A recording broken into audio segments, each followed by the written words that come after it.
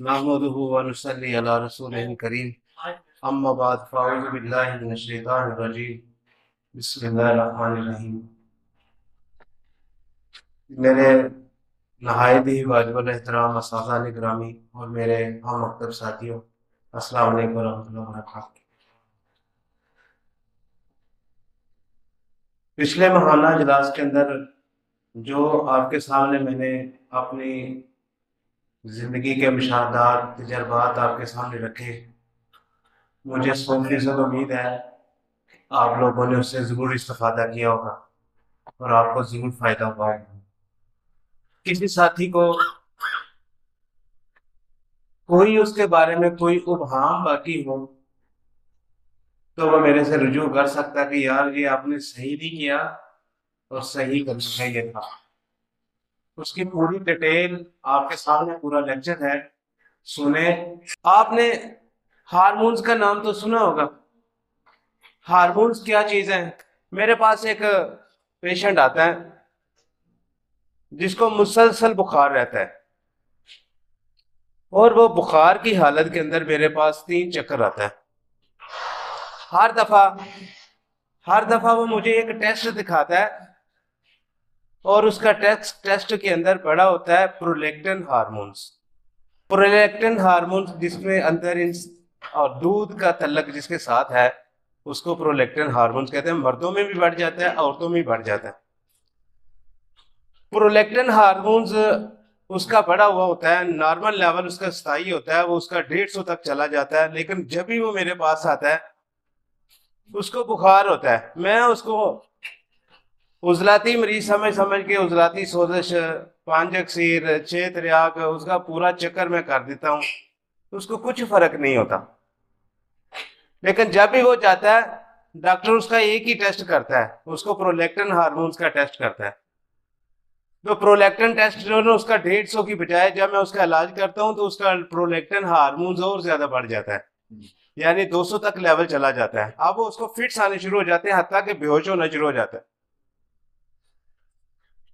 تو prolactin hormones کے بارے میں نے سرچ کرنا شروع کیا نا جب، کہ یار یہ ہوتا کیا ہے، اس کہتے کس کو ہیں، تو میں نے نیٹ کھولا، سارا اس کو سرچ کرنے کی کوشش کی، سارا کچھ دیکھنا شروع کیا۔ تو میں نے جب دیکھا کہ اس کا پرولیکٹن ہارمونز بڑھا، یہ تو دودھ کے ساتھ اس کا تعلق ہے، یہ تو رطوبت کے ساتھ اس کا تعلق ہے۔ لو اللہ گواہ اس چیز کا کہ جسٹ صرف میں نے اعصابی سوزش کو دوائی دی ہے، اس کا بخار بھی اتر گیا، اس کی تکلیف بھی ٹھیک ہو گئی، حتیٰ کہ وہ مجھے کہتا ہے حکیم صاحب میرے بائیں بغل کے نیچے ایک گلٹی تھی وہ بھی ٹھیک ہو۔ پرولیکٹن ہارمونز کو سمجھنے کے لیے مجھے اس ایک ناکامی نے بھی میرا ساتھ دیا۔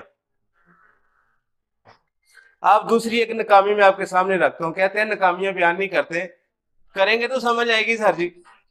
ناکامی آپ کے سامنے رکھتا ہوں۔ ایک مریض میرے پاس آ جاتا ہے خوشاب سے، وہ کہتا ہے حکیم صاحب میرا دائیں طرف یہ بازو اور میری ٹانگ دائیں والی کام نہیں کر رہی، آپ مجھے کیا کرنا چاہیے؟ آپ مجھے کوئی دوائی دیں، مجھے بڑی دور سے کسی نے آپ کا بتایا، وہ میں آپ کے سامنے آیا ہوں۔ اچھا، اس نے مجھے اپنی رپورٹیں دکھائی، اس رپورٹ کے اندر بھی پرولیکٹن ہارمونز کی مقدار بڑی ہوئی تھی۔ میں نے دائیں طرف کو مد نظر رکھ کے تو میں نے اس کو دوائی سبش دی، 4 دوائی دی۔ وہ 15 دن کے بعد آیا، اس کا پرولیکٹن ہارمونز اور بڑا ہوا تھا، اور اس کی تکلیف یہ تھی کہ اب اس کی انگلی اس طرح بند ہونی شروع ہو گئی، اس کی انگلیاں اور ٹانگ اس طرح ٹانگ کٹھی ہو گئی۔ وہ میرے پاس چل کے آیا تھا، میں نے اس کو بیمار کر دیا۔ جب میں نے دیکھا کہ یار اس کا تو ہارمونز پہلے سے بھی زیادہ بڑھ گیا ہے، تو میں نے اپنی ناکامی کا اعتراف کرتے ہوئے اس سکیڈ کو مد نظر رکھ کے میں نے اس کی نبض بھی دیکھی، کرورا بھی دیکھا۔ تو کرورے کو جب میں نے دیکھا وہ تو کھار تھا، اس کے اندر نیا ہمارے استاد صاحب نے ہمیں بتایا تھا، عبد الحکیم صاحب نے بھی، کہ یار پھٹکڑی بھی ڈال کے دیکھنی چاہیے، اس کے ساتھ بھی جوش آ جاتا ہے۔ کھار کو جوش دیا، پھٹکڑی ڈال کے دیکھی، اس کو نبض کو بھی دیکھا، ٹھیک ہے۔ تو میں نے اس مریض کو کیا کیا، 3 شدید دوائی دینی شروع کر دی۔ وہ 15 دن بعد آیا، اور اس کے ساتھ 2 مریض استاد محترم اور تھے، تو اس کا پرولیکٹن ہارمونز بھی ٹھیک تھا، اس کا بازو بھی کام کر رہا تھا، اس کی ٹانگیں بھی صحیح کام کر رہی تھی، اور اس کا فالجی کیفیت بھی ٹھیک تھا، اور اس کا پرولیکٹن ہارمونز بھی نارمل تھا۔ تو پھر میں نے صابر رحمت اللہ علیہ کو ایسے اچھے انداز سے پڑھا۔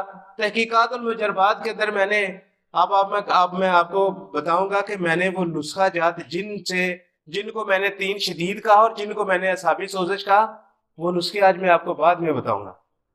وہ نسخے میری زندگی کا راز، میں نے ان کو سیکھا پڑھ کے، استاد آنے کے سامنے کے بعد میں اپنی زندگی کا مشاہدہ آپ کے سامنے رکھوں گا کہ میں نے یہ نسخہ جات اس طرح بنائے، اور اس طرح میں نے ان کے ساتھ، اور ان کو کیسے میں نے سمجھا۔ صابر صاحب نے رحمت اللہ علیہ نے اس پرولیکٹن کے حوالے سے جب مجھے ناکامیاں ہوئی نا، تو پھر میں نے دودھ کے چیپٹر کو، لبن کے چیپٹر کو پڑھا، اتنا پڑھا کہ میں نے سارا 3 دفعہ صبح پڑھنا اس سارے چیپٹر کو جو دودھ والا صابر صاحب نے بتایا، جس کے اندر انہوں نے بتایا کہ یار دودھ بڑھ جائے تو آپ نے کیا کرنا ہے، اس طرح کی دوائی دینی ہے، دودھ کم ہو جائے ٹھیک ہے تو آپ نے یہ علاج معالجہ کرنا ہے۔ اچھا، پھر میں نے نا اس کی میں آپ کے سامنے وضاحت رکھتا ہوں، اپنی ناکامیوں کو بھی آپ کے سامنے رکھتا ہوں۔ میں نے اس پرولیکٹن ہارمونز کو سمجھنے کے لیے تحقیقات المجربات کی کتاب جو ہے نا، اس کو میں نے پڑھا کہ لبن کے باب کے اندر صابر صاحب کہتے ہیں 3 ایسے کلیات بیان کرتے ہیں، کہتے ہیں کہ عضلاتی تحریک کے اندر دودھ کم ہو جاتا ہے، غدی تحریک نہیں، عضلاتی تحریک کے اندر دودھ بند ہو جاتا ہے، اعصابی تحریک کے اندر وافر مقدار میں بڑھ جاتا ہے، تیسرا وہ کہتا ہے غدی تحریک میں کم ہو جاتا ہے، نہ ختم ہوتا ہے نہ بڑھ جاتا ہے، اعتدال سے کم ہو جاتا ہے۔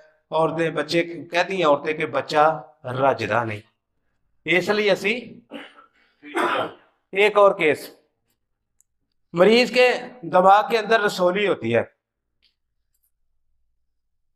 میں نے مریض کی نبض دیکھی، تجربہ کیا، لیکن انہیں اتنی بڑی فائل لا کے میرے سامنے رکھی، وہ ساری فائل میں سے مجھے صرف ایک چیز ملی کہ پرولیکٹن ہارمون اس کا بڑھا ہوا ہے،